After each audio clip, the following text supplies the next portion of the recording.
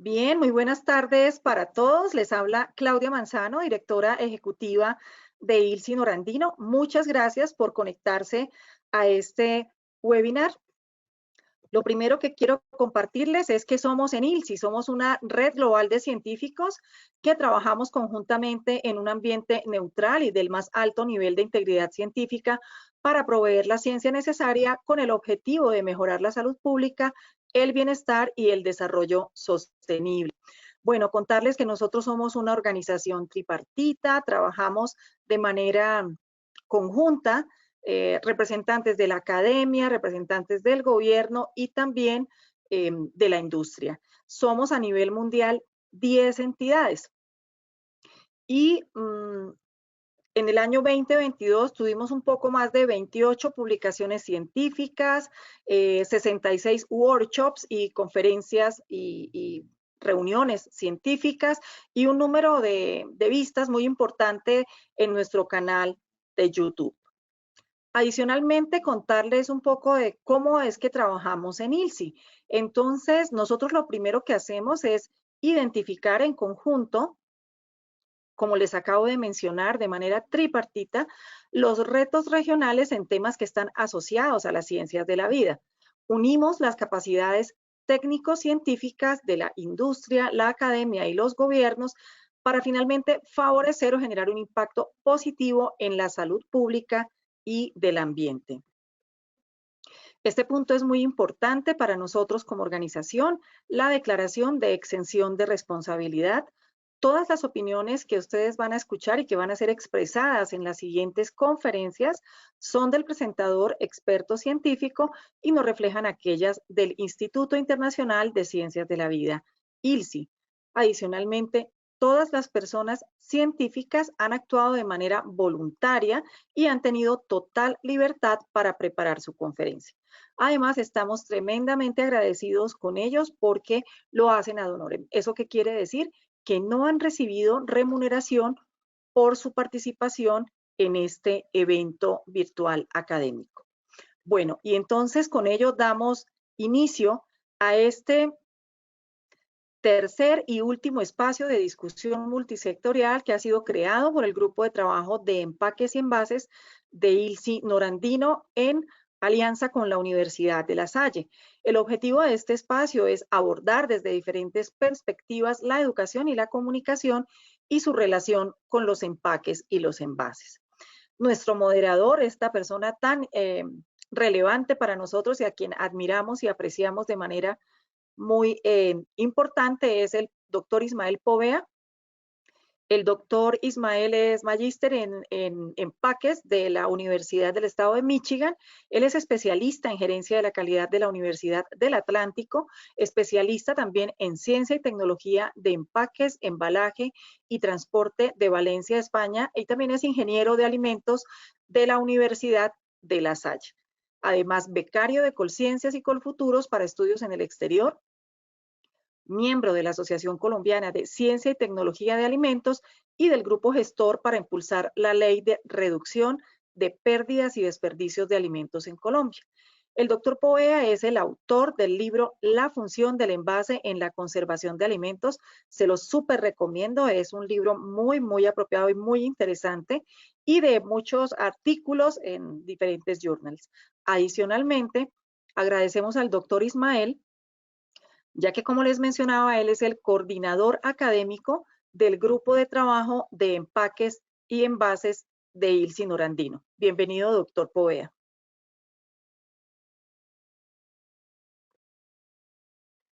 Voy a continuar presentando a los ponentes de esta tercera mesa de empaques y envases, el doctor Carlos Jairo Ramírez del Ministerio de Ambiente y Desarrollo Sostenible, de la Dirección de Asuntos Ambientales, sectorial y urbana, tiene una maestría en gestión urbana, una especialización en ingeniería ambiental del área sanitaria y es nuestro ingeniero civil.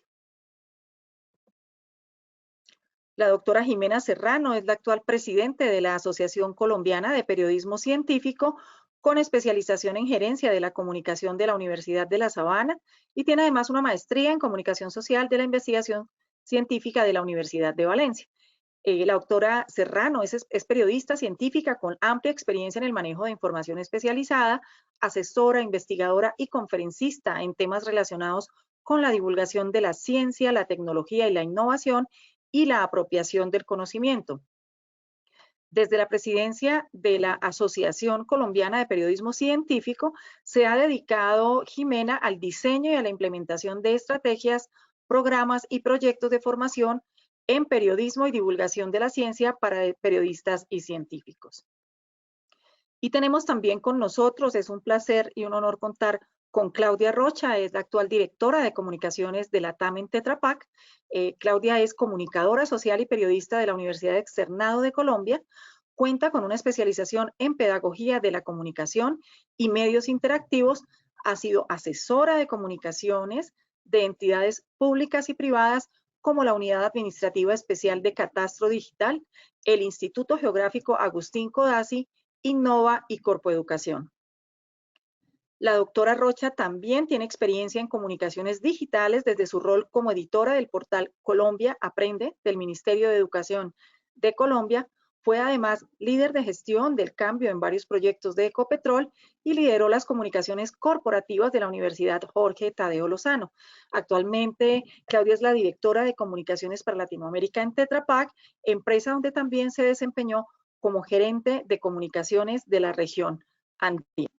Entonces, después de presentar este excelente grupo de panelistas, yo le voy a dar la palabra a la doctora Jimena, que es quien da inicio a este webinar, a esta tercera mesa de discusión multisectorial. Bienvenida, doctora Jimena, y también al doctor Ismael Povea como moderador de este evento. Adelante.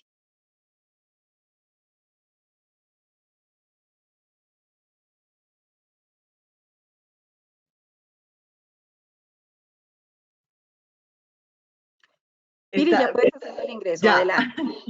Dale, bienvenida, doctora Jimena. Ok, bueno, pues muchísimas gracias nuevamente por la invitación. Gracias por la presentación. Es un gusto, como siempre, estar aquí con ustedes y compartir este espacio. Breve, pero pues esperamos que sea realmente muy fructífero y apropiado para las mesas que se están abordando en este momento.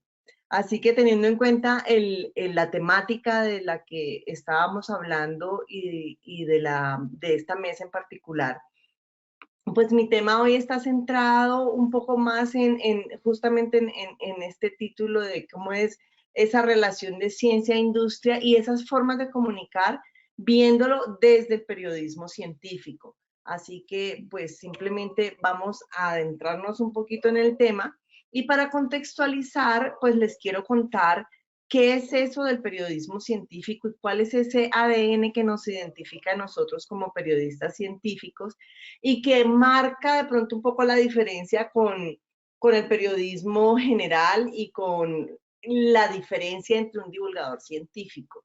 Entonces nosotros somos, ante todo, periodistas de base académica como tal, y nuestra esencia es ese pensamiento crítico, porque a la hora de nosotros abordar estos temas sobre ciencia, pues tenemos que ver justamente cuáles son esos temas de interés y esos temas que muchas veces para algunas personas resultan complejos de entender y que nosotros realmente tenemos la habilidad para poder transmitir ese conocimiento.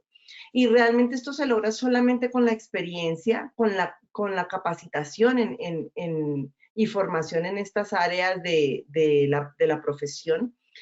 Y finalmente, esto nos lleva a que es un ejercicio permanente, esto es una relación constante con la ciencia, con el investigador, con la academia, con el Estado, con la industria, que son desde los nichos donde se genera el conocimiento. Y más allá de nosotros simplemente llegar a un público objetivo a contarle unos hechos particulares, nosotros lo que hacemos es que con esta visión crítica abrimos un abanico para poder analizar el debate, para poder analizar cuáles son esos puntos álgidos donde está realmente el valor de la información y nos diferenciamos un poquito porque podemos entender de pronto llegar a un tema que los demás no han visto o hacer las preguntas que otros no hacen y contar lo que otros no cuentan, desde el punto de vista de la ciencia y el impacto que esto tiene sobre las diferentes sociedades. Finalmente, lo que nosotros queremos, como todo el mundo, es tener una sociedad realmente informada y que pueda tomar decisiones con conocimiento y con criterio. Y aquí es muy importante hacer esta salvedad y esta diferencia, y es que tenemos que entender que la ciencia no es en blanco y negro. La ciencia tiene una cantidad de escala de grises, que es ahí en esos puntos grises donde está la riqueza, donde están los hechos, donde está, digamos que la esencia de la información que nosotros queremos transmitir. Entonces, haciendo esta salvedad y explicándoles un poco más sobre lo que es el periodismo científico, entonces ahora sí entremos a ver cómo nos relacionamos y cómo vemos nosotros esas estrategias y modos de comunicación que también se dan en otras entidades como la industria, el Estado también. Entonces, llegamos a una conclusión, y es que todos tenemos un gran desafío informativo. No importa el ángulo o desde el área que se aborde, siempre vamos a tener estos desafíos informativos, y yo sé que a lo largo pues, de esta mesa se van a discutir. Desde el punto de vista del periodismo, ¿cómo lo vemos nosotros en torno a lo que tenemos que enfrentarnos? Y es que todos, absolutamente todos tenemos que librar estas batallas de la comunicación, no importa el ángulo que nosotros le estemos dando. Hay unos factores que inciden muchísimo, y uno de ellos es la infodemia. Este tema, digamos que la infodemia se nos vino a sembrar en plena pandemia, y se acuñó el término. Y realmente es que es importante, tal vez lo traíamos desde antes, pero no le hemos dado la dimensión que tenía. Y es toda esta cantidad de información que hay disponible en todas las redes, en todos los medios que se puedan optar para divulgar. ¿Y cuál es la razón de ser? ¿Cómo nos afecta? Y es que es tal el volumen de información que no la alcanzamos a procesar. Pero aún más allá es que hay un desconocimiento sobre los temas. Y cuando desconocemos algún tema en particular, pues entonces cualquiera puede creer lo que quiera o cualquiera puede divulgar lo que considere. Entonces aquí es donde entramos en estos desafíos en que toca estar revisando cuál es esa información, qué es verídico, qué no es verídico, y desde los centros de información, llámese industria, llámese Estado, llámese academia, llámese el mismo periodismo, desde cada uno de estos nichos tenemos que empezar a ir desmintiendo estas informaciones o mejorando los canales de información para poder aclarar estos temas. Otro de los factores que incide muchísimo es la falta de formación de los investigadores o de los científicos para poder contar sobre estos desarrollos tecnológicos que tienen, particularmente desde la academia y desde los centros de investigación. Y es que si desde la base, si desde donde se genera el conocimiento no hay claridad a la hora de transmitir la información, pues esto aún se hace más complejo. Entonces, una de las grandes dificultades que tenemos es esto. Y cuando nosotros ya vemos una comunidad académica o una comunidad científica formada, pues empezamos a borrar de la lista todos estos inconvenientes que se nos presentan en el camino. Otro de los factores es que la ciencia se hace viral a una velocidad asombrosa, y muchas veces no alcanzamos a verificar si eso es una ciencia o si es una pseudociencia, o pues digamos que eso para el común de las personas. Entonces, lograr verificar el volumen de información que hay sobre ciencia en redes de comunicación es muy complejo, y eso dificulta, digamos que una comunicación asertiva al momento de divulgar sobre algún tema en particular. Y la falta de rigor de verificación, esto sí es contundente, porque si algo tiene que caracterizar la información y hacer la diferencia entre una buena información y una mala información, es justamente la verificación de la fuente, la verificación de la información. Adicional a esto, pues nos encontramos con una cantidad de movimientos de teorías conspiracionistas, de terraplanistas, los movimientos antivacuna. Es decir, hay una serie de movimientos y de tendencias, a veces en comunicación y en redes sociales, que se viralizan todavía mucho más que cualquier otra estrategia que nosotros podamos estar diseñando e implementando de una manera mucho más rigurosa. Ahora, ¿cuál es ese reto? Ya vimos cuáles son nuestras dificultades, ahora tenemos el reto de hacer visible la ciencia. Y siempre se ha creído que es que la ciencia es compleja, digamos, no para los que estamos en los círculos de ciencia, sino para el público en general. Y resulta que no. Las sociedades cada vez más están pidiendo más rigurosidad en el manejo de la información, están más ávidos de conocimiento, están más abiertos al conocimiento científico. Entonces, ¿qué hay que hacer? Hay que contar la ciencia, hay que lanzarse a los medios, hay que hacer visible la ciencia y romper paradigmas en que a veces creemos que no se va a poder. Para eso es que necesitamos formar a los investigadores y a estos, digamos que a los voceros de las diferentes entidades. Hay que entrenarse permanentemente, hay que saber cómo abordar un medio, hay que saber cómo enfrentar al medio que los viene a abordar. Entonces, son diferentes líneas, digamos que hay todo un ecosistema que tenemos que conocer para aprender a contar estos temas de ciencia. Garantizar que la investigación, que esas investigaciones sean fáciles de llegar. Ahora vamos a ver cómo podemos utilizar las redes sociales. Hay que ver cómo hacemos la ciencia útil, la ciencia fácil para el entendimiento de la comunidad en general, para que la vean en su día a día y realmente eso que nosotros estamos comunicando sea para el bien de la sociedad. ¿Qué más hay que hacer? Publicar no solamente en las redes sociales. Estamos en un contexto de la ciencia abierta y eso hay que aprovecharlo. Toda la ciencia que está en las revistas indexadas es muy importante, pero cuando nosotros también llevamos este conocimiento y lo volvemos un conocimiento abierto para que cualquier persona lo pueda utilizar, excepto obviamente donde hay las que están un poquito sesgados o limitados por el tema de patentes. Pero sí la base, la esencia del conocimiento, cuando lo hacemos público, pues es de un mayor impacto para las sociedades.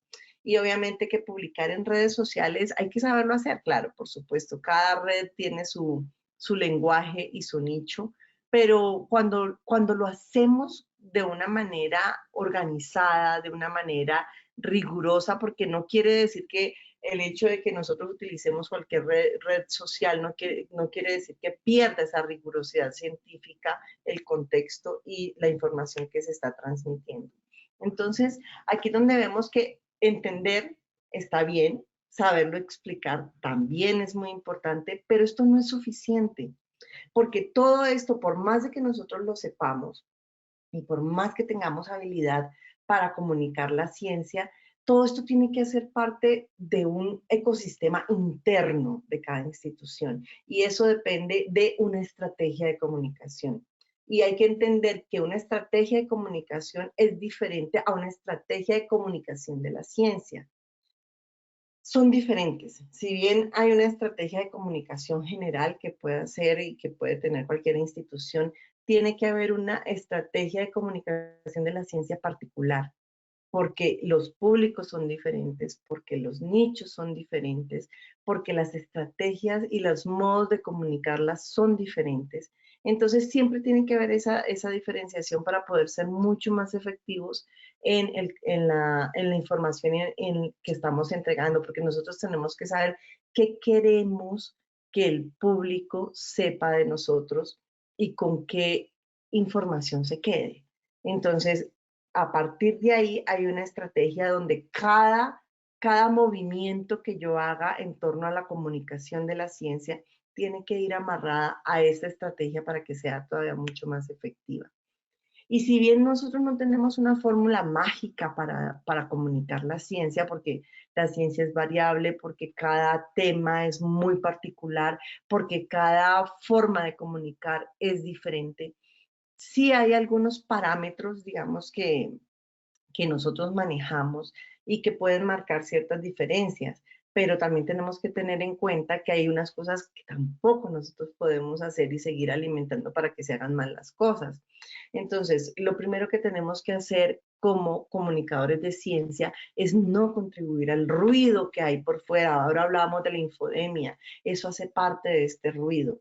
Nosotros tenemos que tener total claridad sobre la información que estamos entregando.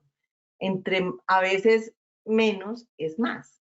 Y la forma de llegarle a los públicos es a veces con ese menos que le puede sumar más a esa apropiación del conocimiento al que queremos que llegue. Nosotros mismos tenemos que tener una autorregulación de qué contar, cómo contarlo, cómo dosificar esa información que nosotros estamos entregando. Y no quiere decir porque que si nosotros hacemos un podcast de 20 minutos, va a ser más efectivo que un podcast de 2 minutos donde vamos a utilizar unas estrategias de comunicación y unas narrativas diferentes que van a ser mucho más directas y efectivas. A nosotros siempre nos han dicho, por lo menos en el periodismo, que nosotros debemos ser totalmente objetivos en la información. Es complejo. Yo discrepo un poco porque sí, hay que mantener los límites, hay que saber cómo se comunica y hay un hilo muy, muy delgado que nos separa entre la objetividad y la subjetividad, pero más que eso, yo creo que nosotros tenemos que acudir a la honestidad con la que nosotros estamos informando. Obviamente que esto hace parte de la misma ética profesional, pero cuando somos honestos con la información que suministramos, tenemos que estar aportando también al hecho de contribuir con la información sobre la incertidumbre, porque la ciencia genera incertidumbre. Entonces también tenemos que saber cómo comunicar la incertidumbre. Y no por el hecho de que sea incertidumbre, no lo vamos a comunicar, es que hay que saberla comunicar. Y aquí es donde estamos en esas escalas de grises que yo les decía ahora, cómo nosotros podemos abordar desde esos diferentes ángulos con una información adicional sobre el tema cualquiera que podamos estar trabajando. Y aquí entonces nos enfocamos en esas audiencias. Yo les decía ahora, ¿qué queremos que ellos, con qué mensaje queremos que queden? ¿Qué es lo que nosotros queremos que ellos sepan? Y no porque vamos a sesgar la información, no, es hacia dónde nos vamos a dirigir porque tenemos unas audiencias. Entonces, a partir de ahí empezamos a estructurar la estrategia que nosotros queremos comunicar. Y para eso es importantísimo conocer todos los ecosistemas, el ecosistema mediático que pues abarca todas las áreas y todos los medios de comunicación, digamos, todas las estrategias que podamos utilizar, pero también tenemos que conocer esos ecosistemas de ciencia y tecnología para poder posicionar esa estrategia que nosotros mismos hemos diseñado. Y ante todo mantener esa rigurosidad de la que les he venido hablando y el contraste de la información. Entonces, ¿cómo se comunica desde la industria, por ejemplo? Yo sé que hay muchos temas que tienen mayor interés en ser comunicados, pero aquí es donde nosotros tenemos que marcar la diferencia. Y la diferencia se marca en la rigurosidad de la información y en la transparencia también de la información. Y cómo manejamos esas herramientas comunicativas para poder llegar a un público objetivo y sobre todo contextualizar la información. Recordemos que la ciencia ni nada está suelto y solo en nuestro entorno, todo tiene un antecedente. Entonces, cuando nosotros logramos contextualizar esa información, estamos dando un valor agregado a ese público objetivo para poder que entienda mucho mejor la información que le estamos entregando. Y aquí nosotros tenemos que ser muy coherentes y es que ustedes ven que a partir de la pandemia también, no solo de la pandemia, con las mismas elecciones que hay, cuando vemos todos estos movimientos en que uno ataca al otro y salen noticias falsas, Esto no solamente ocurre en la política, sino en la ciencia y en muchas otras esferas. Entonces, ¿cómo logramos nosotros desde la divulgación de la ciencia, cómo logramos combatir esto? Es aquí donde tenemos que hacer un frente unido. Vemos nosotros cómo entidades a nivel mundial se unen para combatir las noticias falsas. Hablamos de la Organización Mundial de la Salud en la época de pandemia, UNESCO, OEA, FAO, todos se integran para poder atacar estas noticias falsas. Pero ahí también tenemos que sumar a los medios, a la academia, a la industria, porque si todos trabajamos juntos en un mismo discurso, bajo una misma línea, entonces estamos aportando a esa claridad que es la que nosotros tenemos que tener sobre la comunicación. Y obviamente que desde el periodismo tenemos un compromiso todavía mucho mayor, y es cómo combatir y cómo verificar la información. La única manera de combatir la desinformación es verificando la información real. Pero un punto muy importante es lo que les hablaba ahora de la formación a investigadores y a voceros de las diferentes entidades. En la medida en que tengamos claridad sobre qué es lo que se va a informar, cómo se va a informar, pues entonces no hay riesgo a salir a dar una información o en su debido momento a desmentir también alguna información falsa que merezca ser llevada en este proceso.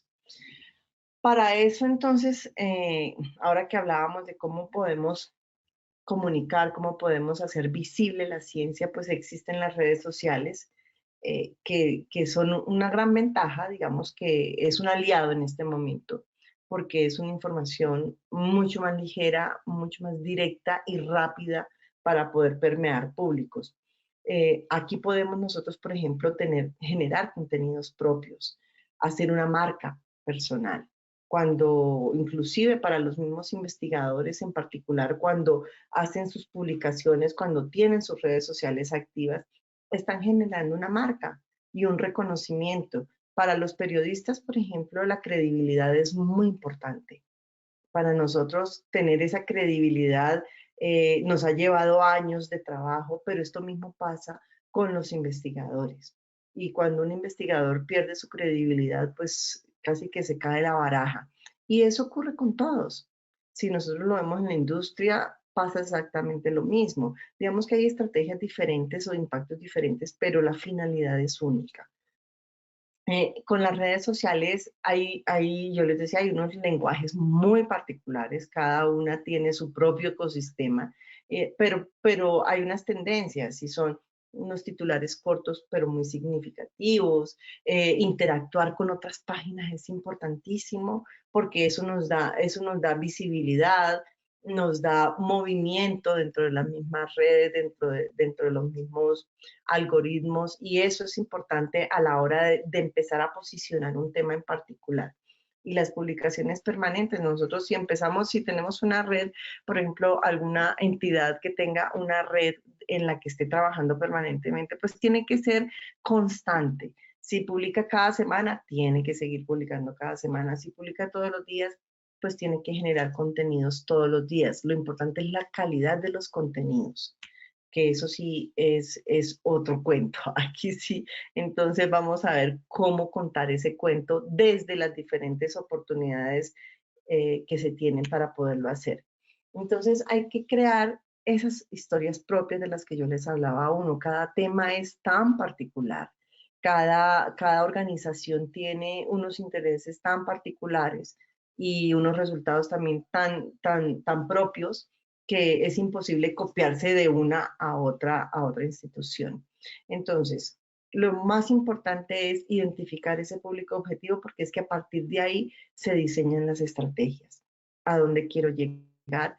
¿Cómo quiero llegar? ¿A cuántas personas quiero llegar? Entonces, identificar ese público no es lo mismo tener un público nicho como si fueran niños o adolescentes, o llegarle a las amas de casa, o llegarle a un público mayor, o llegarle a la comunidad científica. Todo esto depende de ese público, como yo creo esas estrategias de comunicación.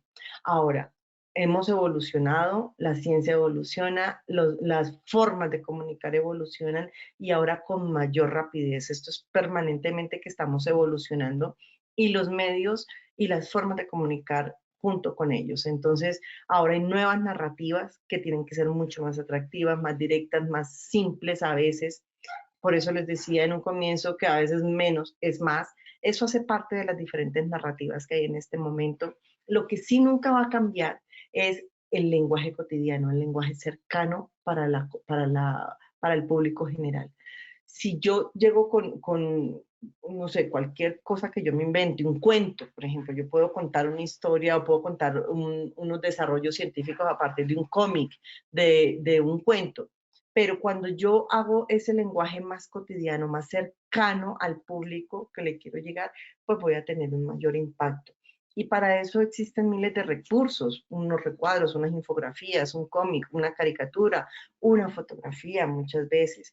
Entonces es simplemente saber cómo optimizar estos recursos para poderlos hacer más atractivos y más efectivos. Los verbos activos siempre van a ser muy importantes. Ya no estamos con los gerundios de se está desarrollando, ¿no? Se desarrolló un producto. Eso lo hace todavía mucho más, digamos que más fácil de entender y más cercano. Y los párrafos cortos siempre en las nuevas narrativas, no solamente a la hora de escribir, sino a la hora de hablar también. Hay una serie de iniciativas que se tienen que tener en cuenta y es, por ejemplo, cuando nosotros tenemos claro cuál es ese público, entonces creamos un interés. Tenemos que crear el interés en ese público que a su vez esto lo que hace es conectar. Ustedes, los de algunas instituciones, saben esto muy bien, cómo lograr esta conexión para poder que haya una apropiación. Y hay apropiación cuando se comprende, cuando se entiende el mensaje, cuando se interioriza ese mensaje que es a lo que nosotros queremos llegar. Y nuevamente aquí tengo señalado el tema de las audiencias, nosotros qué queremos que ellos sepan y que sientan. Ahora en estas nuevas narrativas estamos hablando de experiencias y la comunicación se ha vuelto una experiencia también en la forma de comunicar y la forma de recibir la información. Y para esto hay que tener en cuenta el medio que se va a utilizar, el formato que vamos a utilizar, cómo nosotros logramos humanizar la ciencia y no quiere decir de quitarle rigurosidad, sino hacerla cercana. Cuando yo hablo de la cercanía de la ciencia, quiere decir cuando yo vuelvo la ciencia útil para la humanidad, que la señora que está al lado mío diga, ah, esto me sirve porque es que ahora sí entiendo por qué yo no puedo abrir el microondas cuando están funcionando porque las ondas me pueden hacer daño. En fin, todos estos detalles que pueden hacer entender el entorno mucho más fácil es lo que son esos valores agregados que nosotros estamos entregando permanentemente. Y bueno, los recursos narrativos que siempre están modificándose, siempre están cambiando. Ahora hay una nueva tendencia y es, siempre ha existido, pero digamos que se le está dando muchísima más fuerza ahora y es el marketing científico. Y el marketing científico tanto para el investigador como para las instituciones, para los centros de investigación, para los grupos de investigación, y es cómo nosotros logramos posicionar de una manera más abierta, más amplia y más contundente todos los contenidos de ciencia. Entonces, en este punto, el video marketing funciona de una manera increíble, donde con pequeñas cápsulas, con videos de 2 minutos, se logra captar y mantener la atención de ese público al que se le quiera llegar. Y es que es la mejor manera de viralizar la información y la más contundente, porque las personas en este momento, digamos que en este momento histórico, ya no se dedican tanto a leer, pero sí a ver y a escuchar. Entonces el video marketing cumple con las dos funciones y es que está escuchando y está viendo algo que realmente le interesa con una agilidad y con unas nuevas narrativas y una dinámica que lo atrae, lo atrapa y por eso es tan efectivo. Para esto, obviamente, que el video marketing tiene una particularidad y es que se tiene que crear dentro de la estrategia de comunicación de la ciencia, tiene que haber un capítulo que es el video marketing. Y es cómo empiezo a generar una estrategia que me lleve a que ese video marketing se vuelva una pequeña también estrategia dentro del entorno y dentro de la globalización de la comunicación de la ciencia. Es muy importante siempre tener en cuenta esos 20 primeros segundos que es el enganche al público, donde tiene que ser totalmente contundente. Y eso hace que ahí se entreguen elementos, que se entreguen cifras, que se entreguen información que sea tan impactante que haga que ese público se quede enganchado en la producción de la información. Obviamente que para comunicar la ciencia, pues existen todas, como les decía ahora, todas las redes sociales, cada uno con su propio lenguaje, cada uno con sus particularidades, pero efectivas aún así. Nosotros vemos cualquier cantidad de youtubers en las redes sociales, ahora están en todas realmente. Y son efectivos. Lo que pasa es que algunos se han logrado mantener, unos se han logrado posicionar y otros definitivamente como aparecen, desaparecen porque no tienen la continuidad ni están enmarcados dentro de una estructura o una estrategia de comunicación. Aquí simplemente algunos ejemplos de algunos youtubers de ciencia que lo hacen muy bien. Yungaritmo y los polinomios es una iniciativa de la Universidad Nacional, son físicos y ellos hicieron una apuesta muy interesante para explicar temas complejos de ciencia, pero de la cotidianidad, y son nuestros. Está el robot de Platón, es del Perú, y ellos con un criterio de comunicación bastante divertido, que ellos tienen un humor a veces ácido, pero que cuestionan la ciencia y que a su vez aportan contenidos de ciencia, lo hacen muy bien. Tenemos a Damian Voltio, que realmente se hizo muy famoso y ha cambiado de redes sociales ahora porque ya copa los espacios que le asignan. Tenemos a la hiperactina, también es una española, es química y ella habla desde su conocimiento, hace de una forma divertida porque además muestra también la parte de cómo se equivoca ella, cómo se equivoca al hacer un podcast, cómo se equivoca al hacer un video podcast, perdón.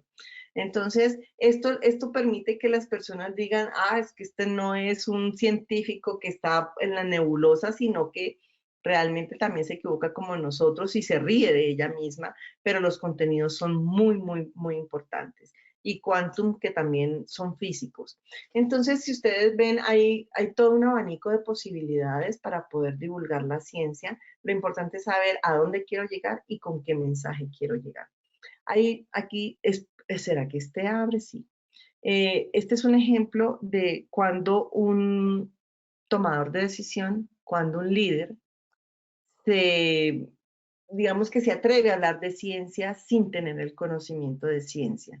Y lo que genera es un impacto totalmente contrario y adverso a lo que realmente se quería lograr. Vamos a ver si les funciona y si lo escuchan. Que se han identificado en este plan de Argentina Innovadora 2020. Ustedes dirán, ¿qué es eso? El yacón, cuyo nombre científico es Esmaliuntes sonchifolius, que además, ustedes saben, hay 80 millones de diabéticos en el mundo, que además tienen alto poder adquisitivo. La diabetes es una enfermedad de gente de alto poder adquisitivo, porque son sedentarios, porque comen mucho, en fin. Con lo cual, obvio, es para todos, no es solamente para los que tienen plata, pero digamos que la diabetes es una enfermedad, sí, de gente de determinado poder adquisitivo. Esto además es un prebiótico. Además, es un reductor de triglicéridos. Bueno, eso que no me va a salir, ya lo dijeron ustedes. Como ustedes pueden ver, pues que sean totalmente adverso a lo que ella seguramente quería, el mensaje que quería dar. Y esto pasa cuando los tomadores de decisión o los voceros no se entrenan, porque es que para hablar de ciencia también hay que entrenarse, y hay que tener seguridad, y hay que tener conocimiento y manejo del público, manejo del discurso, qué quiere realmente, cuál es la intención de ese mensaje. Ante esa intervención, pues la Sociedad de Diabetes de Brasil le envió un comunicado y además le hizo la claridad que no son 80 millones, sino 300 millones de diabéticos en el mundo. Entonces, estos son los descalabros que muchas veces pasan cuando no se tiene formación en estas áreas. Aquí hay otro ejemplo. Oiga, doctora Calvin, ¿exactamente qué hace usted aquí? Estoy capacitada en robótica avanzada y psiquiatría, aunque me especializo en interfaces orgánicas, en un esfuerzo por mejorar el programa de antropomorfización de la empresa. No entendí nada. Que los robots parezcan más humanos. ¿No era mejor decir eso? Creo que no. No. Este ejemplo me gusta mucho porque es cuando menos es más. Y el hecho de que tenga una base científica, que tenga un lenguaje científico, no quiere decir que por decirlo de la manera más adornada esté llegando el mensaje de una mejor manera. Y en esto se tiene que cuidar mucho cualquier institución, cualquier entidad, cualquier científico, cualquier centro de investigación que quiera dar a conocer una información importante o unos resultados importantes sobre cualquier investigación. Hacerlo más sencillo es mucho más efectivo. Entonces, bueno, pues simplemente yo los quiero dejar aquí con esto y es entender que el periodismo científico, nosotros como periodistas científicos, no traducimos un lenguaje complejo a un lenguaje sencillo. Nosotros interpretamos la ciencia y eso lo tenemos que hacer todos. Todos los que nos dedicamos a la comunicación de la ciencia tenemos que hacer esto. Es cómo interpretamos ese mensaje, cómo interpretamos esa ciencia, cómo interpretamos esos resultados y ese conocimiento que nos están entregando para poderlo contar de una mejor manera, más sencilla y más cercana a un público general. Y definitivamente nosotros los periodistas no somos porristas de la ciencia.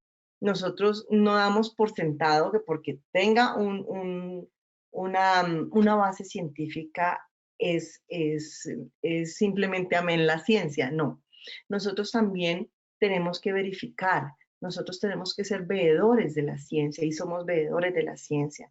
Por eso es tan importante verificar la información, verificar las mismas fuentes. Así que cuando se generen desarrollos científicos, cuando se genere conocimiento desde sus instituciones, busquen que quien transmita esta información tenga una claridad para poder expresarlo, para poderlo explicar y que realmente no se pierda la comunicación y no se nos vuelva un teléfono roto. Así que los dejo realmente con esta frase que hoy no solamente se trata de contar la verdad, sino de destruir esas mentiras. Yo soy Jimena Serrano Gil, presidente de la Asociación Colombiana de Periodismo Científico, y realmente espero que esta información que les haya entregado ahora les sea muy útil para sus desarrollos en comunicación de la ciencia. Muchísimas gracias. Muchas gracias, doctora Jimena, por esta excelente presentación. Nos surgen una cantidad de inquietudes alrededor, ya tenemos varias, así que le doy entrada al doctor Ismael Poveda. Adelante, doctor Ismael. Mil gracias, doctora Jimena, realmente por este tema tan fascinante y tan interesante que hoy en día, mejor dicho, cubre absolutamente todo el ritmo de vida que nosotros estamos llevando. Y la importancia de poder saber las fuentes y de poder indagar un poco más sobre ellas, precisamente al respecto de la cantidad de información que recibimos día a día.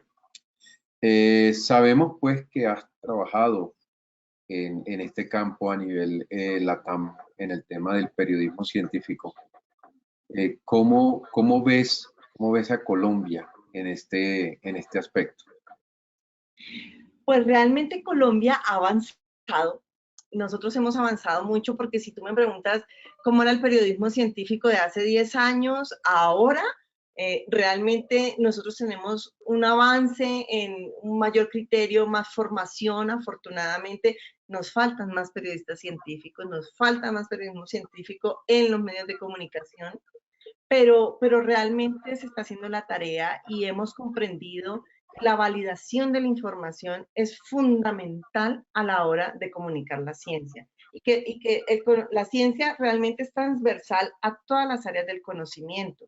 Con mayor razón, nosotros tenemos que aprender a tener esos criterios a la hora de comunicar la ciencia. ¿Cómo no? Y básicamente, ¿qué áreas científicas consideras, doctora Jimena, que son vitales para contribuir al periodismo científico? Todas. Realmente para mí lo son todas porque yo no puedo excluir ninguna porque como te decía ahora, la ciencia es todo, la ciencia es un todo. Yo puedo hablar de ciencia desde las ciencias económicas, desde la antropología, la sociología, la física, la astrofísica. Entonces, creo que cuando aprendemos a hacer los conectores pertinentes, los conectores que realmente nos pueden llevar a la calidad de la información, ahí es donde está el éxito.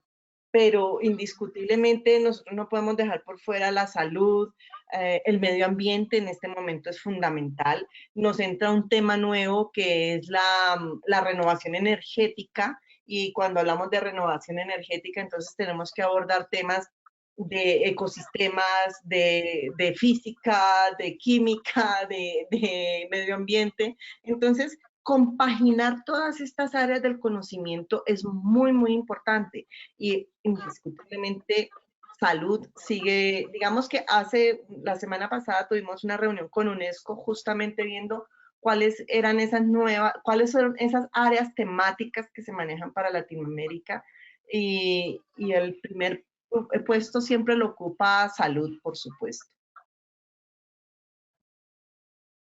Ok, doctora Jimena, en este momento creo que el profesor Ismael está teniendo algún inconveniente, pero bueno, dame un segundo y reviso si tenemos otra pregunta. Pregunta, dice, desde las áreas científicas, ¿qué herramientas consideras vitales, irreemplazables para contribuir al periodismo científico? ¿Qué herramientas desde la ciencia? La verificación de los datos es fundamental, donde tenemos nosotros también que saber y tener claridad cuando yo les decía informar sobre la incertidumbre. También es importante porque no todos los resultados son positivos. Entonces, ¿qué pasa cuando hay resultados negativos y cómo se informa? ¿Cómo sale esta información desde el nicho donde se construye el conocimiento? Eso es importante. La ética a la hora en ciencia es muy, muy importante la ética. Entonces, cuando nosotros tenemos unos resultados con una validación, eso es muy importante tenerlo siempre, siempre en cuenta, que no se puede publicar para especular. Ok, doctora Jimena, un mensaje de cierre para su conferencia del día de hoy.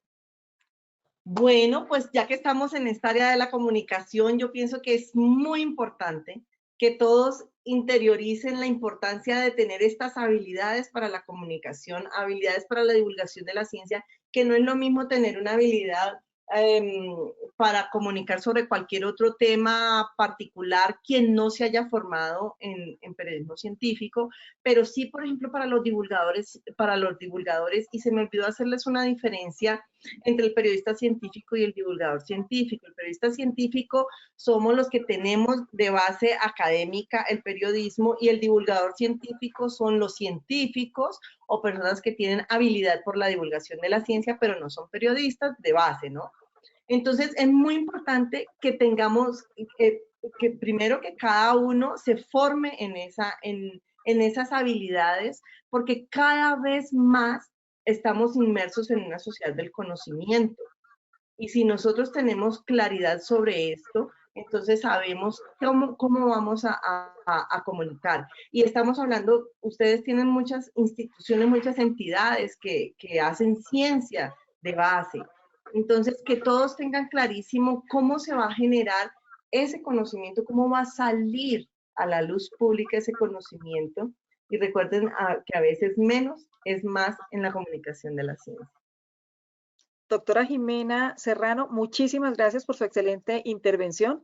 Es una temática que nos podría llevar muchas horas más porque es absolutamente apasionante y además hay mucho por hacer.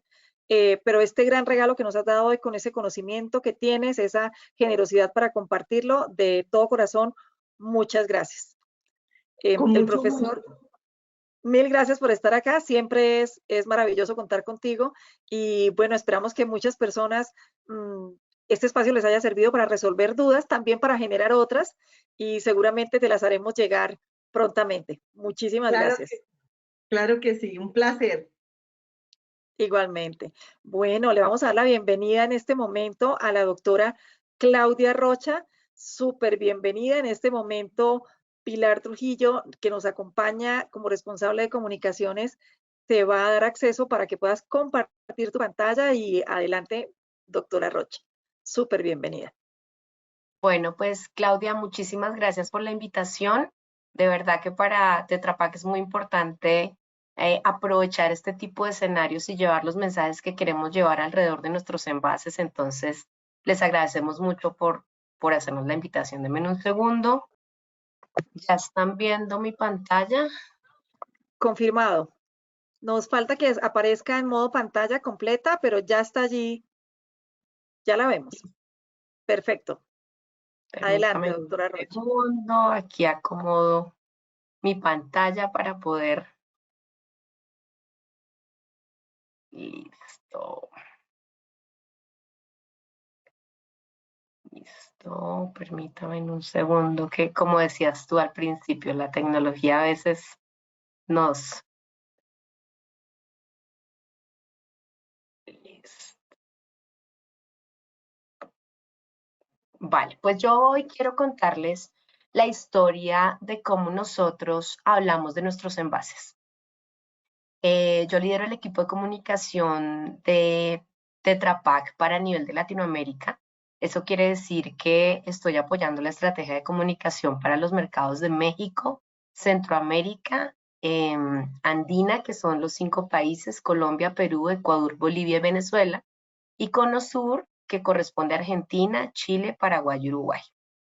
Si bien somos todos mercados hispanoparlantes, las culturas son distintas, las realidades alrededor de lo que sucede en los países son muy distintas, entonces tenemos que hacer un trabajo focalizado en cada uno de estos mercados.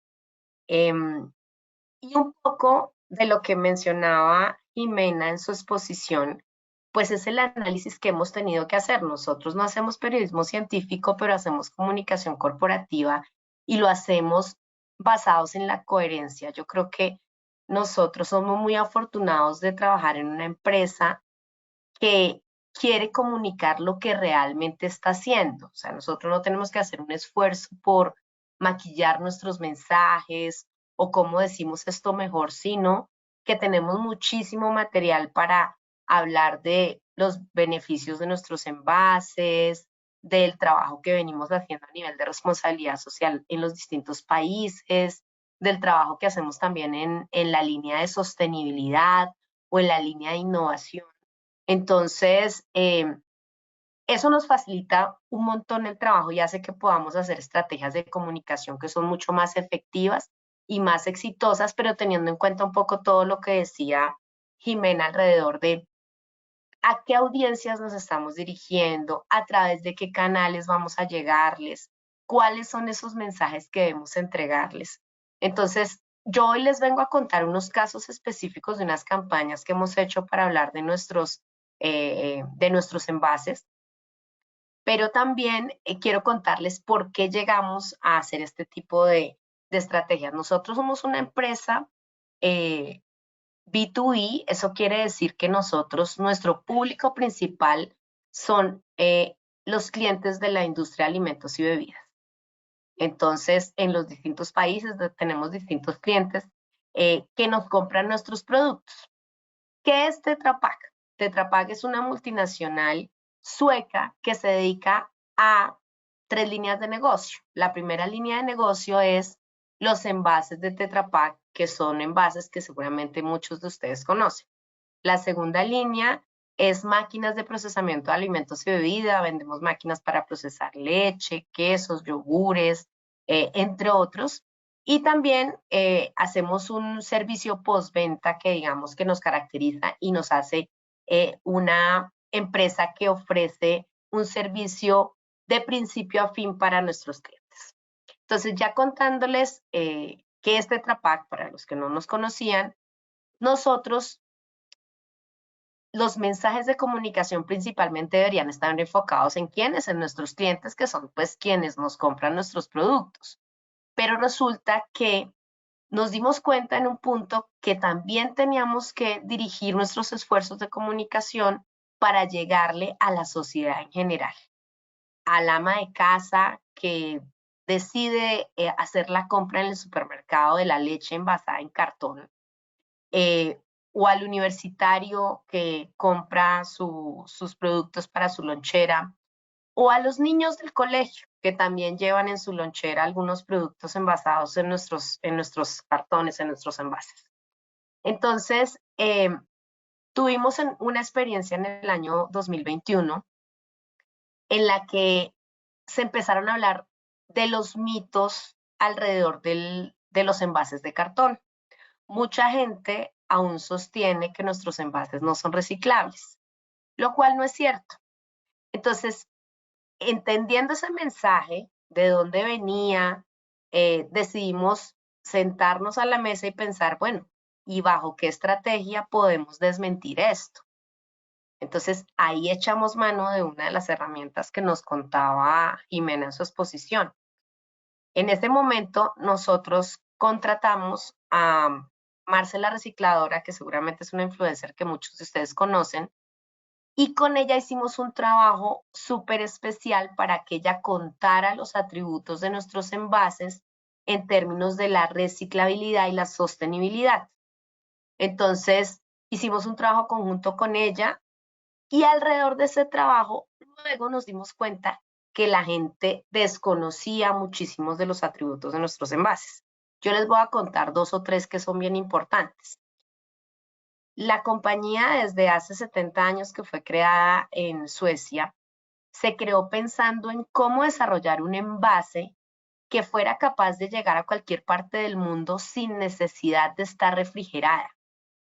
Por eso es que nuestros envases tienen 6 capas de cartón y aluminio que hacen que el producto que esté adentro no necesite refrigeración en tanto no se haya destapado el envase. Entonces, ese es uno de los atributos que tienen los envases de Tetra Pak. No necesitan refrigeración a menos que ya se haya abierto el producto. Otro de los atributos que tiene es que en la mayor parte son reciclables. ¿Eso qué quiere decir? Que usted consume su producto y lo puede separar en la fuente para que luego esto vaya a una organización de recicladores y luego se transforme en un nuevo producto que tenga una segunda vida. Entonces, pensando en esto, en cómo le contábamos esto a la gente, iniciamos esta experiencia con Marce la Recicladora, pero ahí nos dimos cuenta que mucha gente no conocía esto. Entonces, ese fue como el reto inicial, darnos cuenta a través de la campaña que hicimos con ella y otra campaña que hicimos con Julieta Piñeres, de que la gente desconocía muchos de estos atributos. Entonces, perdón, Claudia, te interrumpo. ¿Tú estás pasando la presentación? No te preocupes, apenas voy en el contexto. Ah, ya, es que pensé que de pronto se había trabado. Listo, perfecto. No te preocupes. Entonces, con base en esto, hicimos un análisis de nuestras audiencias. Y en ese análisis de nuestras audiencias, pues encontramos a quién debíamos hablarle. ¿Y a quién debíamos hablarle? A la gente más joven. Esa gente que hoy está muy preocupada por el cambio climático, por cómo estamos relacionándonos con el planeta, con el medio ambiente, y decidimos diseñar unas campañas muy especiales. Entonces, nosotros tenemos unos canales propios en Tetra Pak y cada campaña que hacemos la movemos a través de esos canales, las apoyamos con acciones de relaciones públicas. Lo que hacemos es visibilizar esos principales atributos de nuestros envases, es decir, la innovación, la tecnología, la seguridad y la reciclabilidad. Y esto último es un atributo que se enlaza con la promoción del concepto de economía circular que muchos de ustedes seguramente conocen. Entonces, pensando en eso, diseñamos en el 2022 la campaña 3 Pasos por el Planeta. Si quieres, Pilar, puedes rodar el primer video. Perfecto, dame un momentico.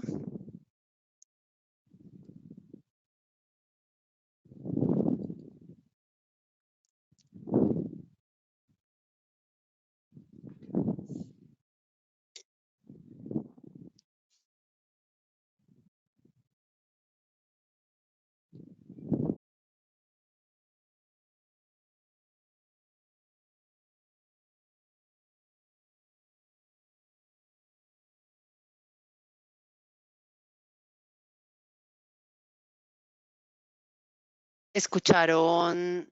¿Lo vieron? ¿Lo escucharon? ¿Tuvo audio? Perfecto el audio, Pili. Ah, ok.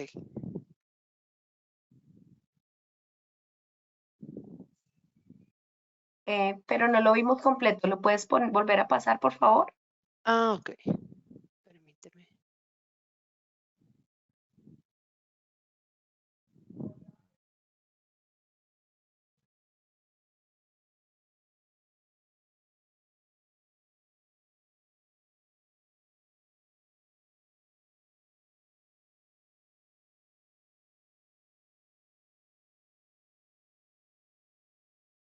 Vale, muchas gracias. Este fue, digamos, el primer video que lanzamos con la campaña. ¿Quieres ahí? Ya me estás compartiendo nuevamente para compartir la pantalla. Ya. Listo. Entonces generamos esta campaña que es 3 Pasos por el Planeta. Contratamos también una influencer a través de nuestra agencia de relaciones públicas, que es Laura Barhum, y ella fue la protagonista y la que nos ayudó a movilizar este mensaje de los 3 pasos por el planeta, que es desarma, escurre y deposita. Yo creo que el quick de esta campaña fue justamente ese jingle tan pegajoso que se creó, y este es el origen de la campaña. Nació por esa necesidad de que las nuevas audiencias adoptaran este mensaje del reciclaje y la sostenibilidad, ligado pues obviamente a nuestros envases. Esta campaña la ejecutamos en Colombia, Perú y Ecuador. ¿Qué pensamos cuando decidimos desarrollar la campaña? Queríamos dejar un mensaje muy claro para la gente a la que estaba dirigida la campaña, y era que el cambio estaba en sus manos, que con unos sencillos pasos ustedes podían hacer parte de ese cambio y podían, a través de 3 pasos por el planeta, pues reciclar nuestros envases. Entonces aquí, en esta campaña, lo más importante era decirle a la gente de muchas maneras que solo estás a 3 pasos de la caneca de la basura. Da estos 3 pasos por el planeta. Y también que a través de hacer eso, podía hacer que nuestros envases se convirtieran en algo útil luego de ser utilizados. Ese fue como el reason why. Y luego, pues generamos todo un concepto alrededor del desarma, escurre y deposita. Uno era motivar a las personas a dar el primer paso en la mano de Tetra Pak.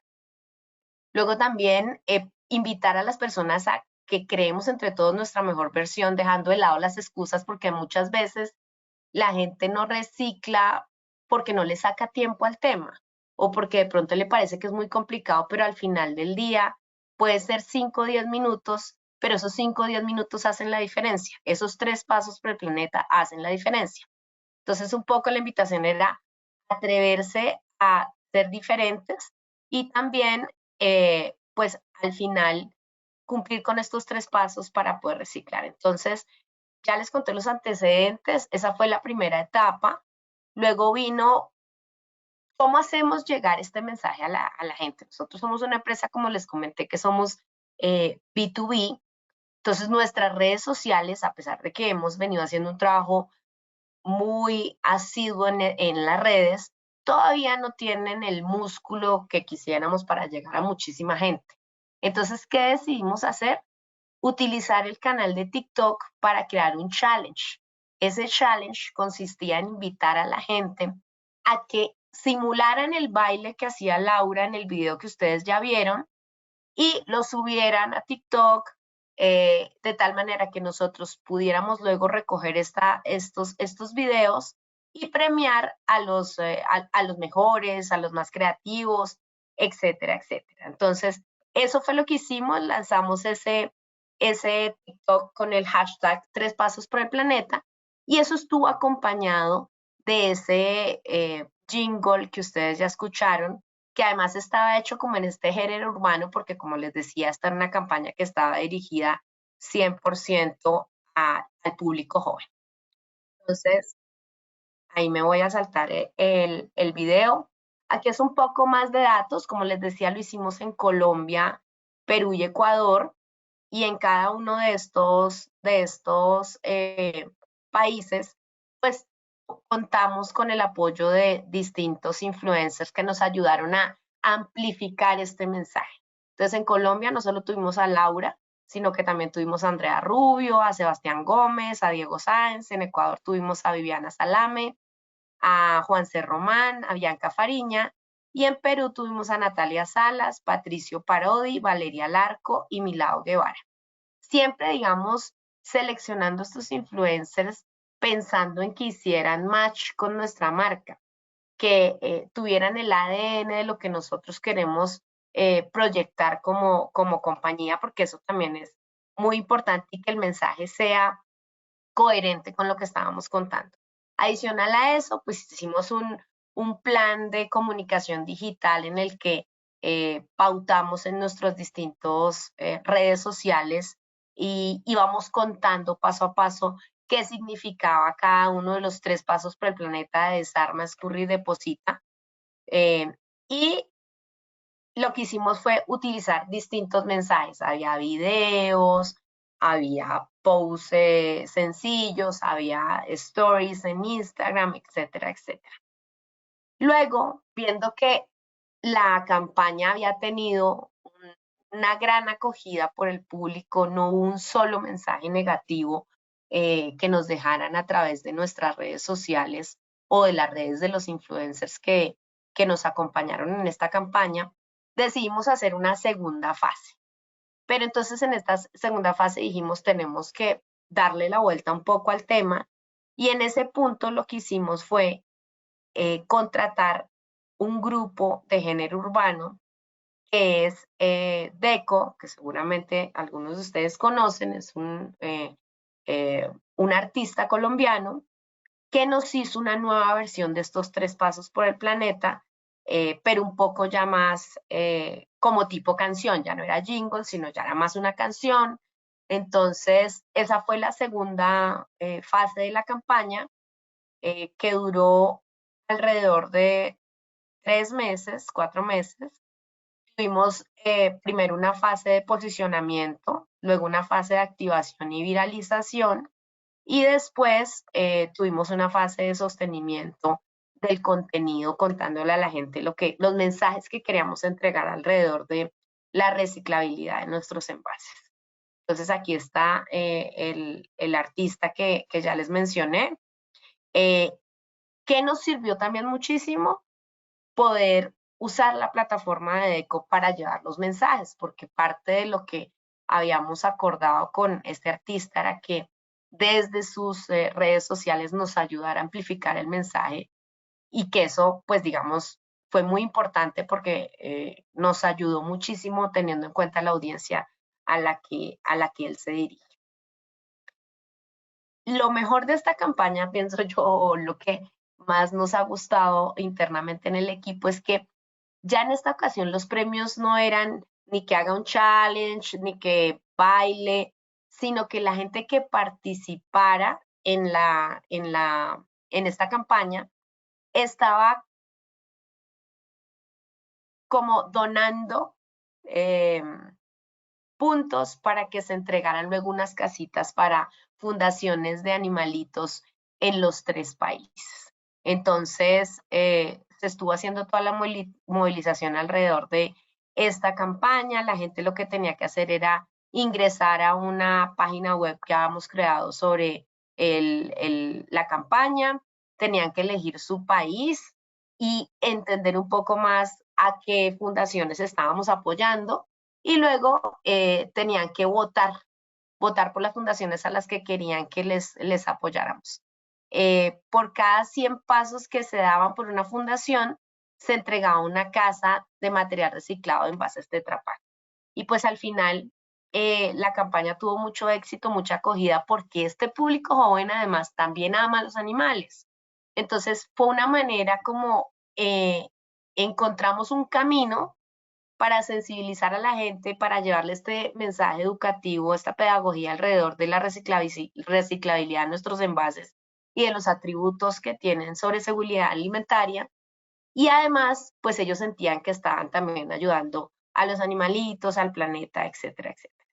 Entonces, este es, digamos, uno de los casos que yo quería mostrarles, porque siento que es una forma distinta de comunicarnos. Salimos de la campaña tradicional en la que uno simplemente está hablando técnicamente de los beneficios de su producto, y quisimos ir un paso más allá y tocar como los corazones de las personas o la emoción para dejar ese mensaje y que se instalara en nuestras audiencias.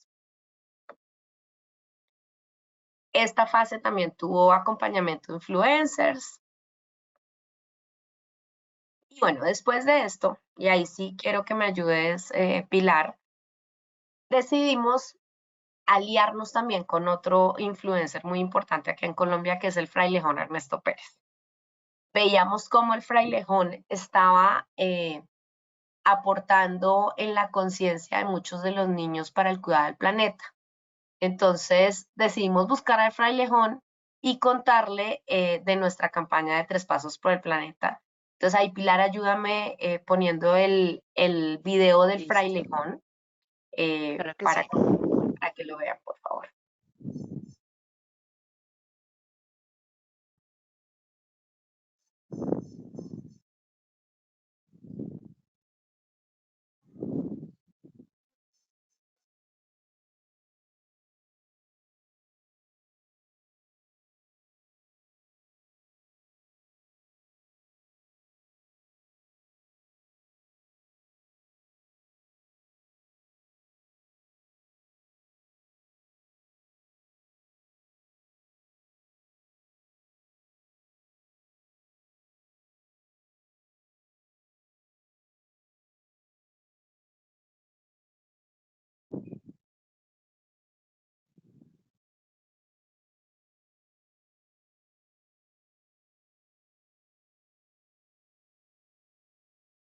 Listo, Pilar, ¿me devuelves la presentación?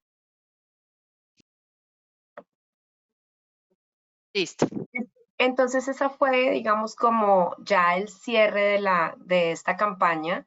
Fue un cierre muy exitoso porque el Frailejón también es un artista animado que los niños de Colombia quieren muchísimo. Así que creo que fue un gran camino también aliarnos con el Frailejón para poder llevar nuestro mensaje. Entonces, un poco, esto era lo que quería contarles alrededor de esta campaña.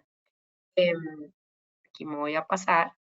Y luego, para darle continuidad a esta campaña, porque esto fue 2022 y 2023, decidimos pensar en una campaña nueva para hablar de los atributos de nuestros envases, pero tenía que ser muy distinta a lo que ya veníamos haciendo. Entonces, nos sentamos con nuestros equipos creativos y al final llegamos a este concepto de cuando proteges lo bueno, todo encaja.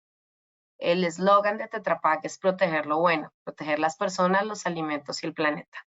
Entonces, en ese sentido, quisimos jugar un poco con esa misión que tenemos en Tetra Pak y diseñamos esta campaña que se llamó Cuando proteges lo bueno, todo encaja, que está actualmente al aire. Los invito a que nos sigan en nuestras redes sociales.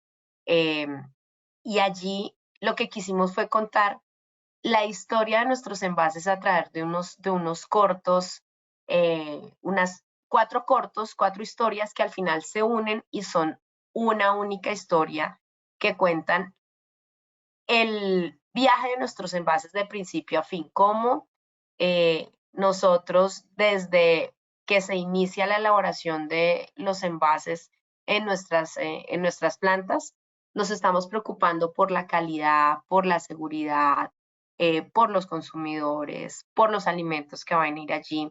Entonces, esta es una campaña que estamos ejecutando en este momento.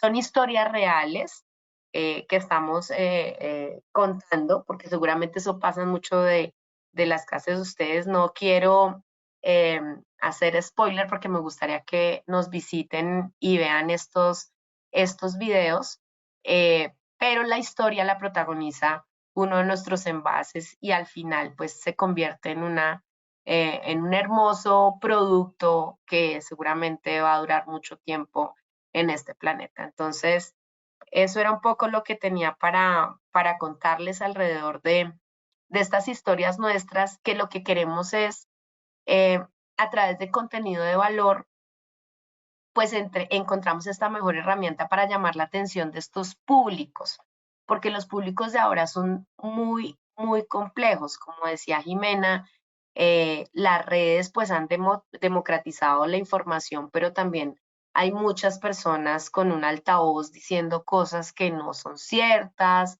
o que no tienen argumentos reales detrás. Entonces, decidir hacer una campaña como estas, pues también lo hacemos justamente para que las personas conozcan esta versión desde la industria y tengan esa conexión con nosotros a través de estas historias.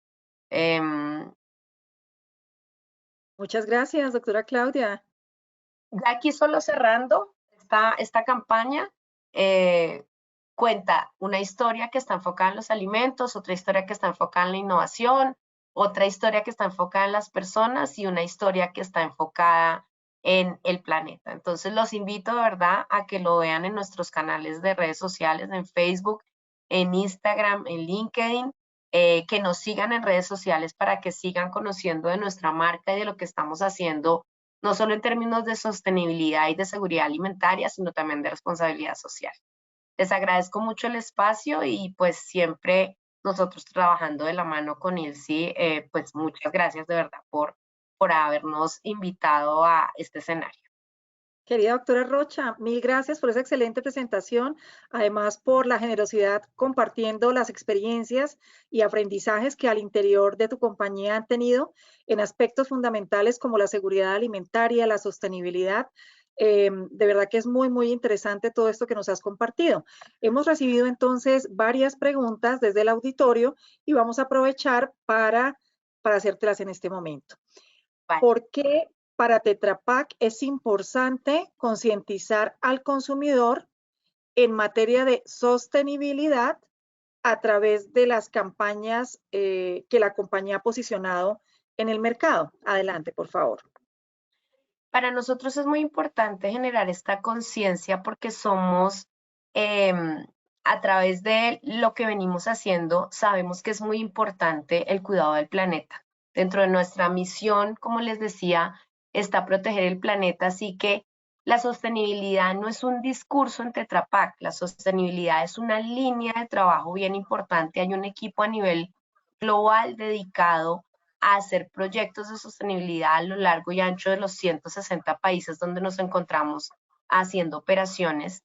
Entonces, como sabemos que esto es tan importante, queremos llegarle a ese consumidor final y muchas veces lo hacemos solos, como con estas campañas que les mostré, o también aliados con algunos de nuestros clientes para llevar estos mensajes a los consumidores. Muchas gracias, doctora Claudia. Otra pregunta. ¿Cómo ha evolucionado la comunicación y de qué manera adaptarla a las nuevas exigencias que se tienen tanto a nivel del mercado como a nivel industria? Pues como les decía, es un reto bien importante porque hay que entender primero quiénes son nuestras audiencias y cuáles son esos mensajes que les queremos hacer llegar. A veces, por ejemplo, tenemos la necesidad de llegar a mensajes, con mensajes a nuestros recicladores de base. Y allí, pues, las redes sociales no son el canal adecuado. por lo cual siempre tenemos que pensar muchísimo, sentarnos, planear y encontrar la mejor manera de llegar a cada uno de estos públicos. Entonces, dependiendo la historia o el contenido que querramos entregar, tenemos que revisar muy bien el lenguaje, el canal.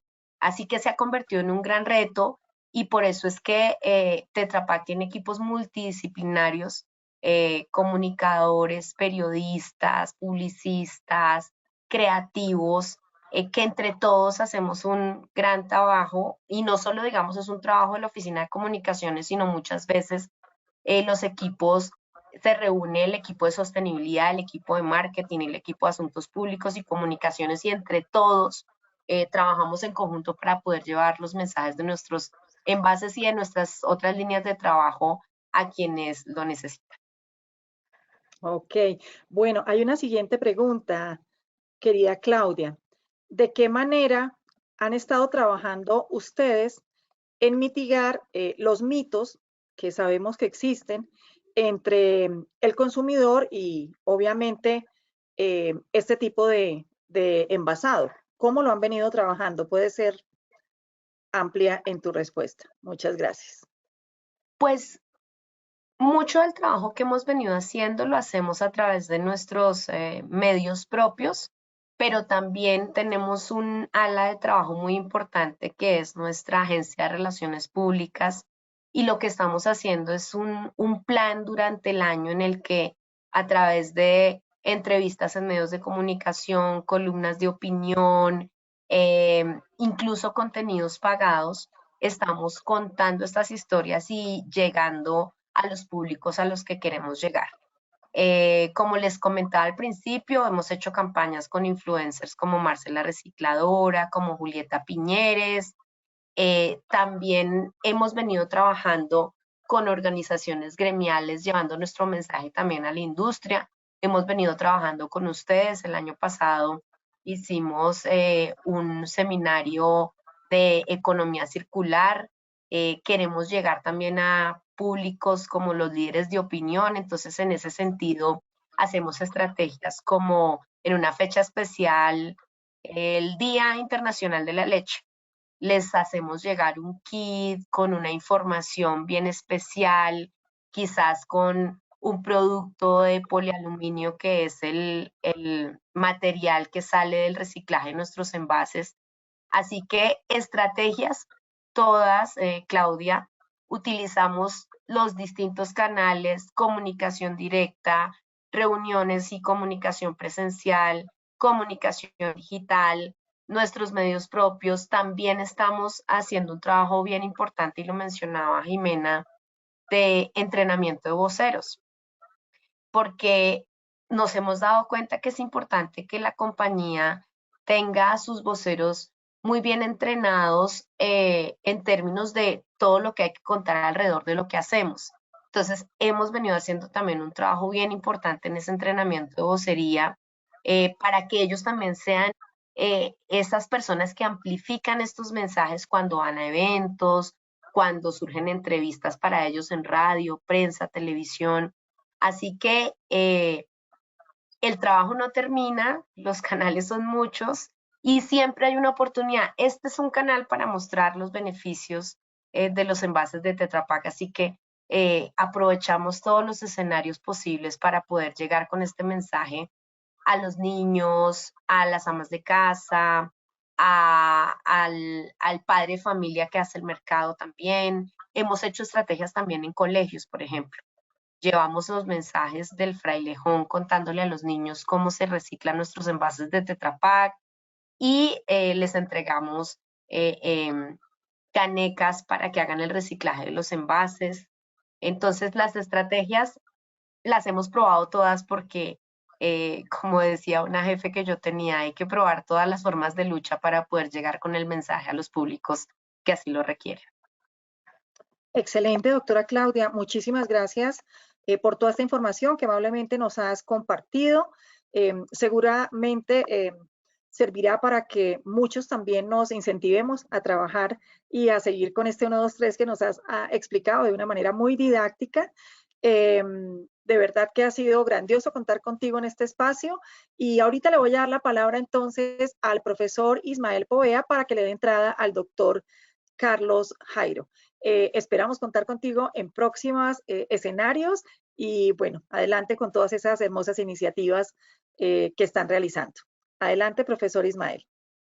Muchas gracias, Claudia. Con mucho gusto.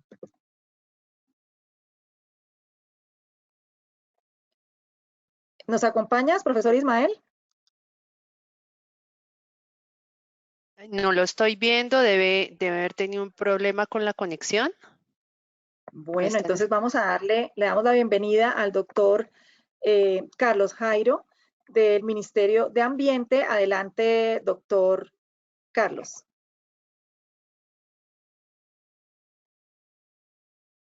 Bienvenido a esta sesión, esta tercera mesa multisectorial alrededor del tema de empaques y envases. Tuvimos una primera sesión muy interesante en donde hablamos todo lo relacionado con la seguridad alimentaria y los envases y los empaques. Una segunda sesión o una segunda mesa en donde abordamos el tema de innovación y sostenibilidad. Y esta tercera mesa que es la última discusión multisectorial que estamos viviendo el día de hoy en temas de comunicación y educación, con una excelente sesión muy nutrida y quién mejor que el doctor Carlos Jairo para hacer este cierre y compartirnos la información que está relacionada precisamente con la regulación en estos temas. Adelante, doctor Carlos, ya puede hablar y puede presentar sin ningún inconveniente.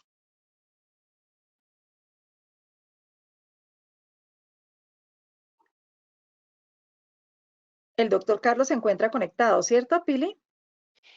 Sí, está conectado. Doctor, está con el micrófono cerrado, tal vez por eso no lo escuchamos. Ya veo que su cámara sí está habilitada, pero aún no lo vemos.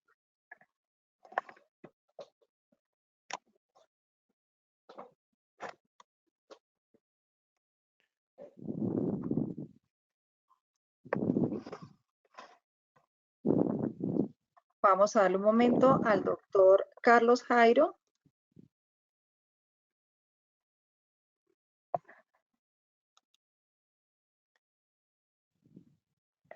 En este momento el micrófono ¿ya está abierto, Pili?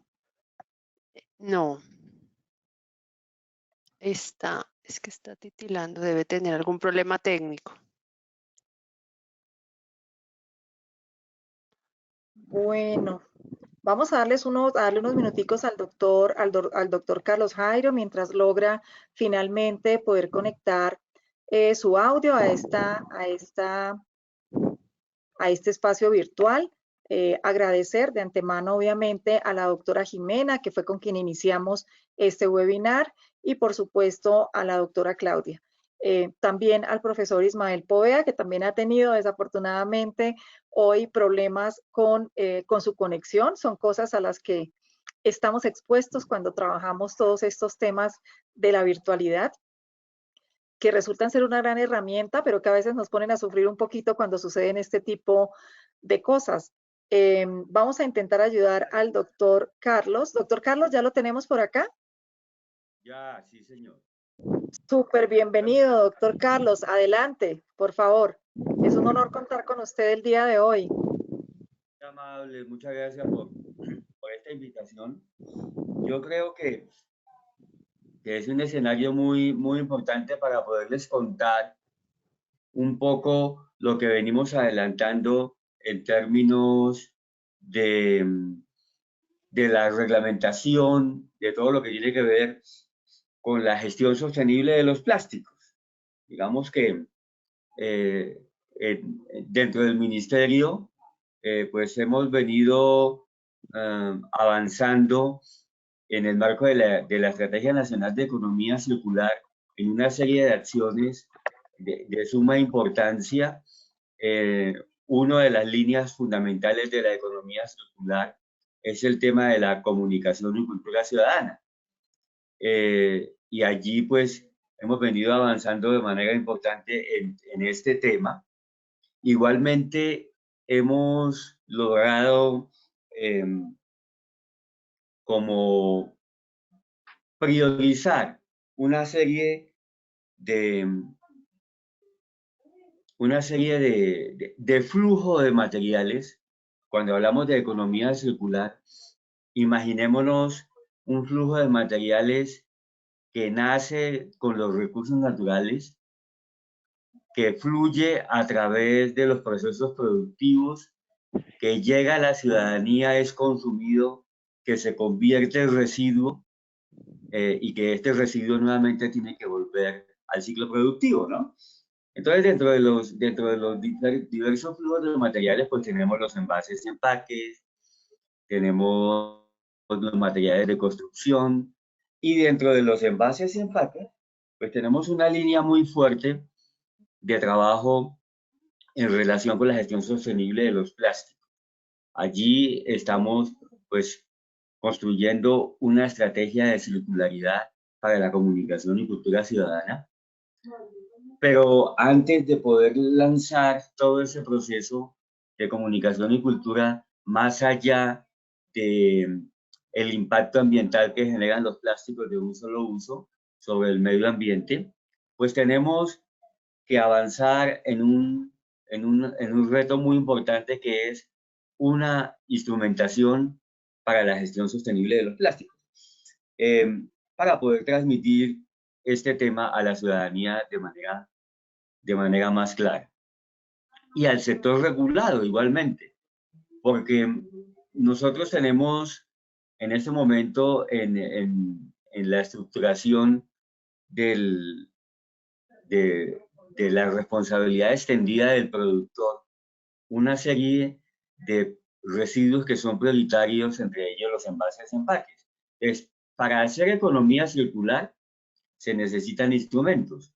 Un instrumento es la responsabilidad extendida del productor, donde el productor tiene que ponerle atención a los residuos que dejan los productos que se ponen en el mercado, ¿no es cierto? Y sobre ellos el productor tiene que actuar para devolver esos productos al sector productivo. Entonces, si quiere, pasamos a la segunda diapositiva, y ahí encontramos lo que estamos haciendo en materia de instrumentación para la gestión sostenible de los plásticos. Si la podemos ver.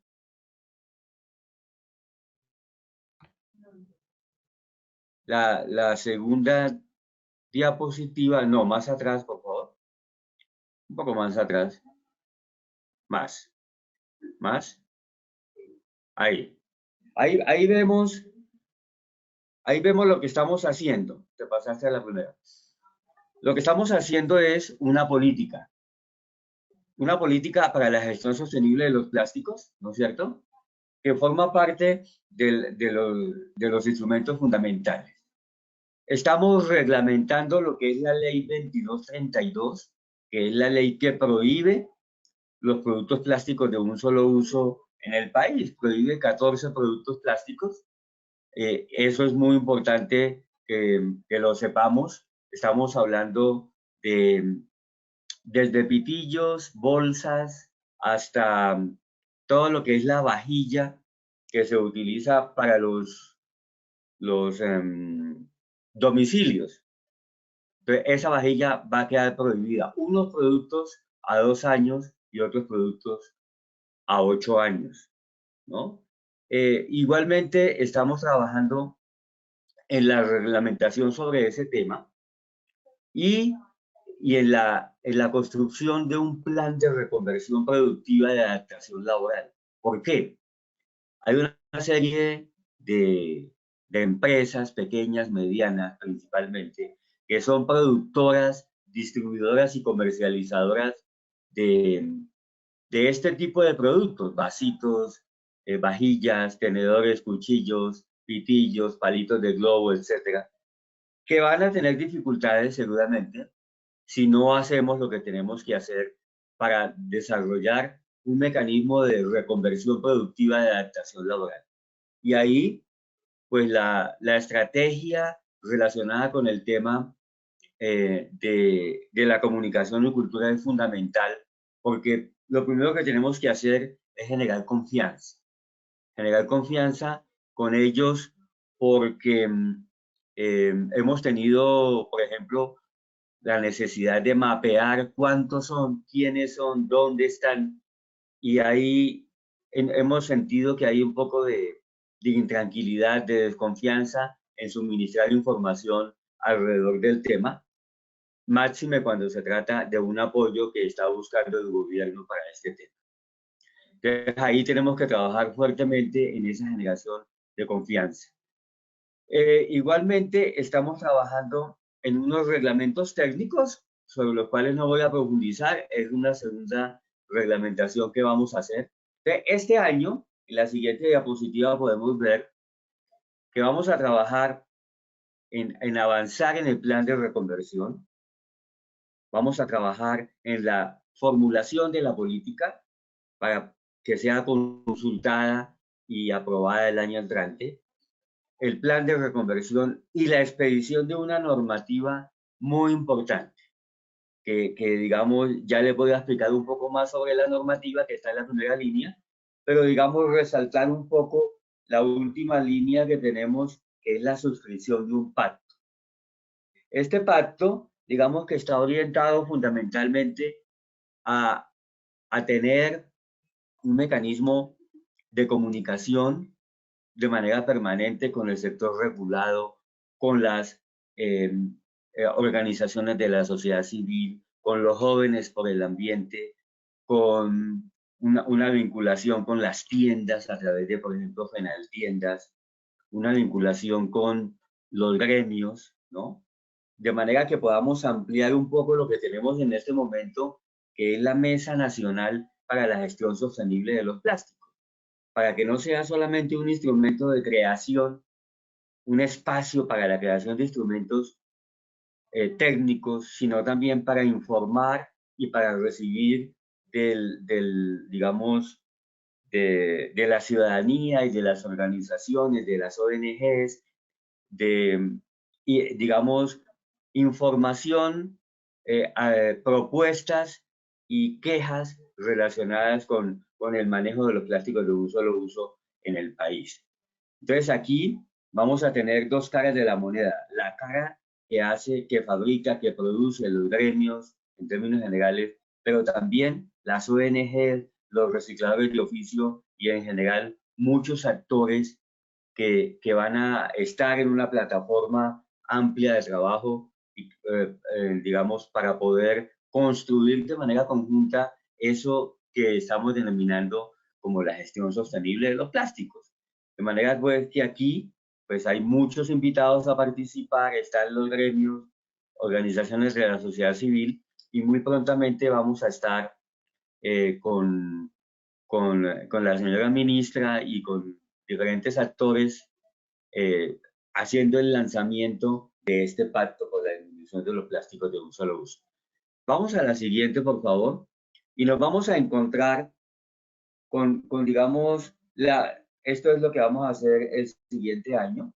Este tema, pues, es como para entender un poco que a pesar de que las normas han salido en diferente época, la que está en la parte inferior, que son las resoluciones, nació en el 2018 y en el 2020, en el marco de la economía circular. Luego viene la ley 2232, que nace un poco antes que la ley, que la reforma tributaria. Y la ley 2232 dice, en términos generales, que se van a prohibir esos 14 productos plásticos de un solo uso, pero que usted tiene alternativas sostenibles para quedarse en el mercado, ¿no es cierto? Que son promover el cierre total de ciclos, es decir, hacer un aprovechamiento del 100% de los productos que se ponen en el mercado, o si no, generar productos biodegradables o compostables. Cuando eso pase, entonces va a haber, digamos, se genera la posibilidad de que puedan permanecer en el mercado.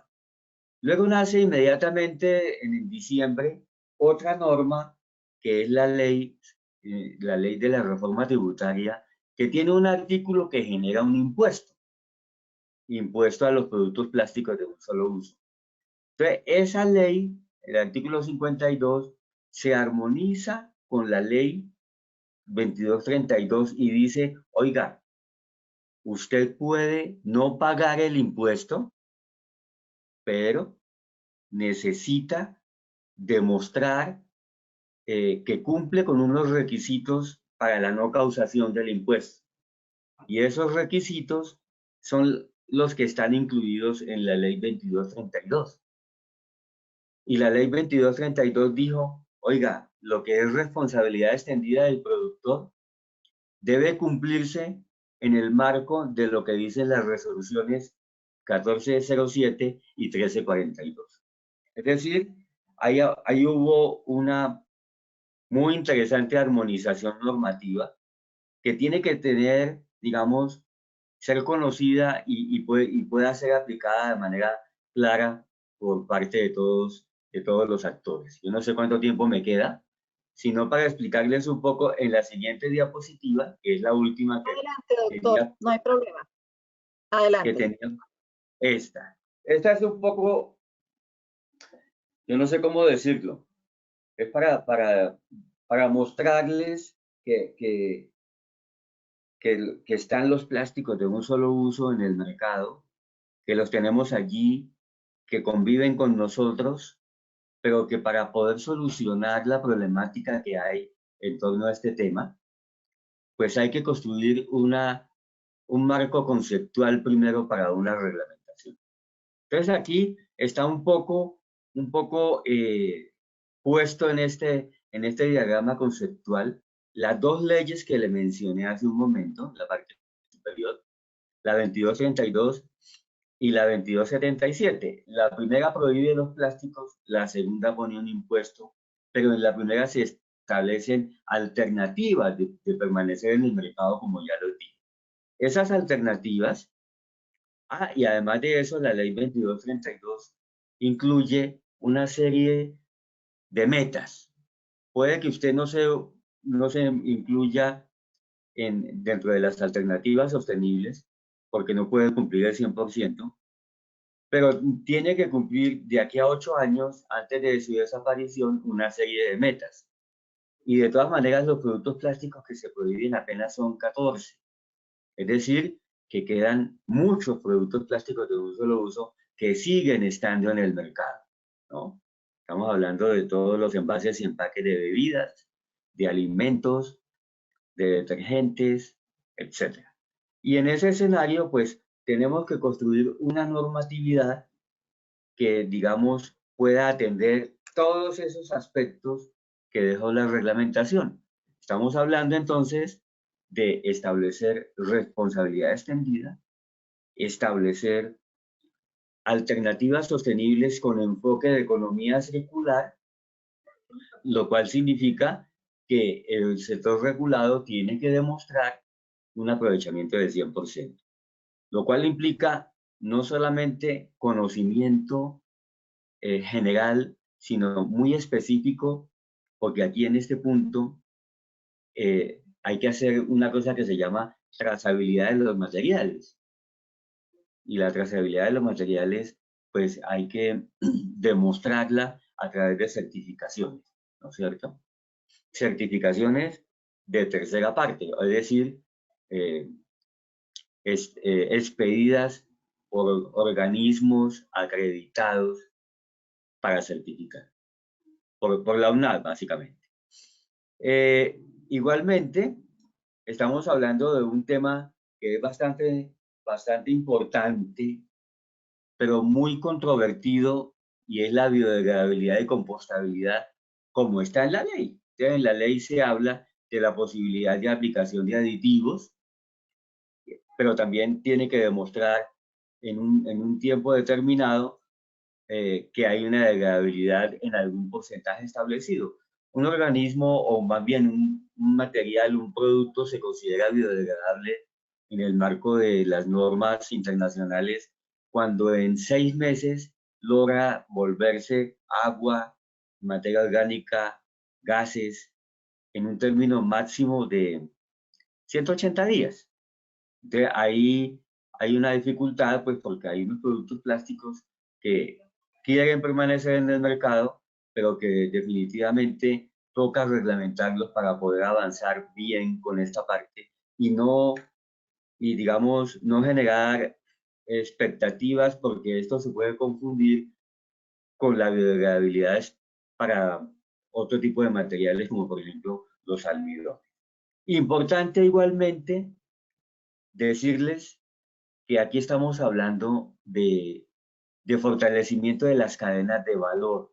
Y en el marco de fortalecimiento de las cadenas de valor, uno de los actores importantes, fundamentales, son todos, pero principalmente los recicladores de oficio, por un lado, y por el otro lado, las empresas transformadoras.